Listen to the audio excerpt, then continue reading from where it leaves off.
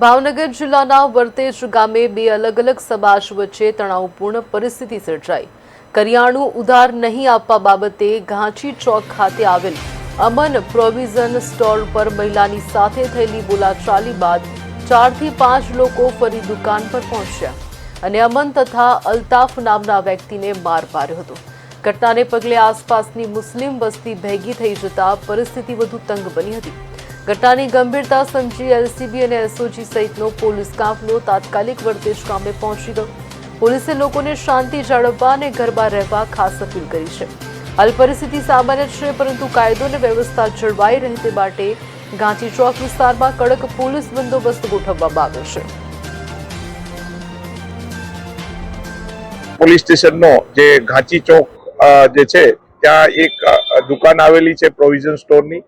તેમાં એક બહેન જે છે ત્યાં ખરીદી કરવા ગયેલા અને તેની સાથે બોલાચાલી થતા તે બેન જે છે તે ઘરે જઈ અને તેના પરિવારના સભ્યોને આ બાબતની વાત કરી, તો તેના પરિવારના સભ્યો અહીંયા આવી અને સમજાવટ કરતા હતા। એ દરમિયાન ઝઘડો થયેલો અને નજીકમાં બી એક બીજો પ્રસંગ હોય ત્યાં ઘણા માણસો હાજર હોય તે જોવા માટે આ જે છે એવું લાગ્યું કે મોટો બનાવ બનેલ છે, પરંતુ આ મેટર પોલીસના ધ્યાને આવતા તાત્કાલિક અસરથી લોકલ પોલીસ સ્ટેશનના અધિકારી શ્રી સ્ટાફ સાથે અને એલસીબી બી અહીંયા પહોંચી અને આ લોકોને ટોળા જે છે દૂર કર્યા છે।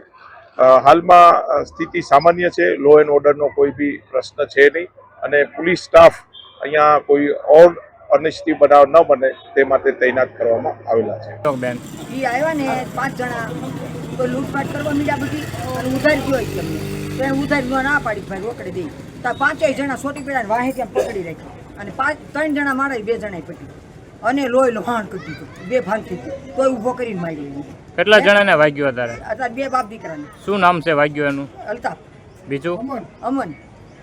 કેટલા જણા હતા એ? 5-6 જણા હતા। શું હથિયાર હતું એ ભાઈ પાસે? કઈ હથિયાર? હથિયારનો હાથ હતા અને એકના હાથમાં હતું, એકના હાથમાં લાકડી હતી। કોઈ જૂની અદાવત કરી? જેવું હતું કાકા। કોઈ જૂની અદાવત? જૂની અદાવત કાંઈ નહીં ભાઈ, આ તો અમારા આપ જગ્યાએ કે અમારા દાદાની દુકાન છે, કારણ ઉધાર ન ગયો ને તો ના પાડી તો એને કાટલો થોપી અને અંદર ઘરી ગયા 5 જણા અને કે એમના ઠેલા ભરી ગયો કે ઉધાર।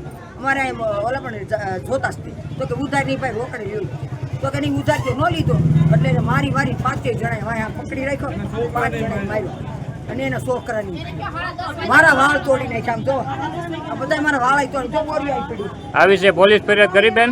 નહીં નથી કરી, એમ અત્યારે કરવાની કરવાની જ હોય ને, ફરિયાદ તો કરવી પડે ને, બીજી વારમાં છોકરાને મારી